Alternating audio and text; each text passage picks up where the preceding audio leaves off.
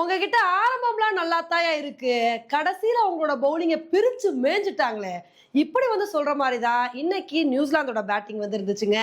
இன்னைக்கு நியூசிலாந்துக்கும் ஸ்ரீலங்காவுக்கும் நடக்கிற மேட்ச்ல ஸ்ரீலங்கா டாஸ் வின் பண்ணி ஃபர்ஸ்ட் பவுலிங் சூஸ் பண்ணாங்க. சரி ஸ்டார்ட்டிங்லயே மட மட மடன்னு சொல்லிட்டு விக்கெட் எடுப்பாங்கன்னு பார்க்கும்போது 3வது ஓவர்ல தீக்ஷனா சைஃபர்ட்டோட கேட்ச மிஸ் பண்ணிட்டாருங்க. ஐயையோ! இன்னைக்கும் ஃபீல்டிங்ல சொதப்பிருவாங்களா அப்படின்னு நினைக்கும் போது தீக்ஷனா அடுத்த ஓவர்ல நான் தானே கேட்ச மிஸ் பண்ணேன், நானே பவுலிங் போட்டு நானே கேட்ச் பிடிக்கிறேன் பாருங்க அப்படின்னு சொல்லி மனுஷன் ஃபின்னலனோட விக்கெட்டை எடுத்தாரு. அதுக்கப்புறம் அடுத்த ஓவர்ல சமீரா சைஃபர்ட்டோட விக்கெட்டை எடுத்தாருங்க.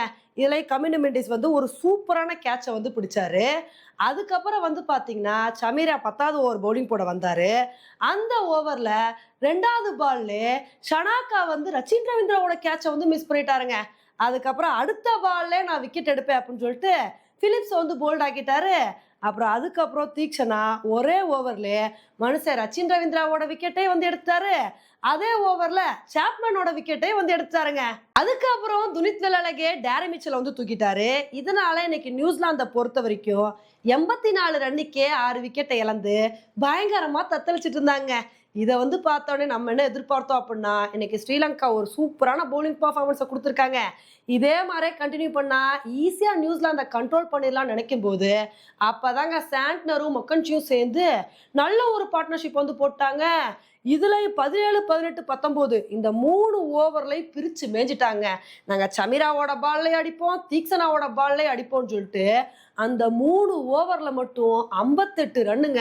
அந்த அளவுக்கு வேற லெவல் அதிரடியான ஆட்டத்தை வெளிப்படுத்திட்டாங்க. அதுக்கப்புறம் கடைசி ஓவர்ல நியூசிலாந்து ஒரு 6 ஒரு 4ன்னு சொல்லிட்டு அடிச்சு சாண்ட்னர் கடைசி பால்ல அவுட் ஆயிட்டாரு. இதனால இன்னைக்கு நியூசிலாந்து 20 ஓவர் முடிவுல 168 ரன் எடுத்திருக்காங்க. உண்மையிலே இன்னைக்கு நியூசிலாந்து ஆரம்பிச்ச ஸ்பீடுக்கு இது ஒரு பெரிய டார்கெட் அப்படின்னு தாங்க சொல்லணும். ஏன்னா ஸ்ரீலங்கா அடுத்தடுத்து மடமடமடன்னு சொல்லிட்டு விக்கெட்டை எடுத்தவுடனே இன்னைக்கு நியூசிலாந்தை எப்படியும் 150 ரன்னுக்குள்ளே கண்ட்ரோல் பண்ணிடுவாங்க அப்படின்னு தான் எதிர்பார்த்தோம்.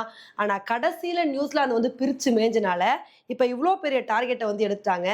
இருந்தாலும் இந்த டார்கெட்டை ஸ்ரீலங்கானால சேஸ் பண்ண முடியாது அப்படின்லாம் சொல்ல முடியாது. ஸ்ரீலங்கா ஸ்டார்டிங்ல இருந்தே நல்ல ஒரு பேட்டிங் பர்ஃபார்மன்ஸை கொடுத்தாங்க அப்படின்னா கண்டிப்பா இந்த மேட்சை வின் பண்ண முடியும். ஆனா ஸ்ரீலங்காக்கு இருக்கிற பிரச்சனை என்ன அப்படின்னா ஸ்டார்டிங்ல விக்கெட் போயிடுச்சுன்னு வச்சுக்கோங்களேன், ரொம்ப ப்ரெஷர் ஆயிடுவாங்க. அதனால இன்னைக்கு மேட்ச்ல 10 மணி சங்கா என்ன மாதிரி ஒரு பர்ஃபார்மன்ஸை கொடுக்குறாரு அப்படின்றத பொறுத்து தான் இந்த மேட்சை ஸ்ரீலங்கா வின் பண்ணுவாங்களா இல்லையா அப்படின்றது சொல்ல முடியும். இன்னைக்கு ஸ்ரீலங்கா பேட்டிங்ல மாஸ் காட்டி இந்த மேட்சை வின் பண்றாங்களா அப்படின்றத பொறுத்து பார்க்கலாம். ஓகே ஃப்ரெண்ட்ஸ், இப்போ நியூசிலாந்தோட பேட்டிங்கை பத்தி நீங்க என்ன நினைக்கிறீங்க அப்படின்றத என்னோட கமெண்ட் செக்ஷன்ல போடுங்க. இதே மாதிரி இன்னொரு வீடியோல உங்களை மீட் பண்றேன். Bye friends.